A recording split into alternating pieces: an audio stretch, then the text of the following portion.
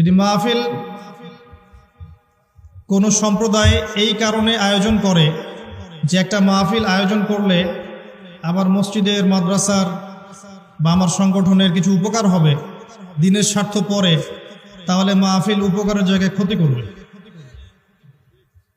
যদি এমন হয় মাহফিল করলে টাকা কালেকশন করা যায়, অনেক বেশি টাকা উঠবে, এটা দিয়ে বিভিন্ন উন্নয়ন হবে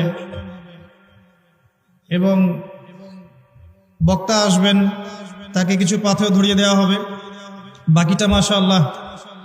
জায়গা মতো চলে যাবে, তাহলে এই মাহফিলগুলো উপকার হচ্ছে ক্ষতি বেশি করবে। আবার যদি বক্তার উদ্দেশ্য এমন হয় যে মাহফিলে যাচ্ছি, উদ্দেশ্য আমার একটা টাকার ফিগার,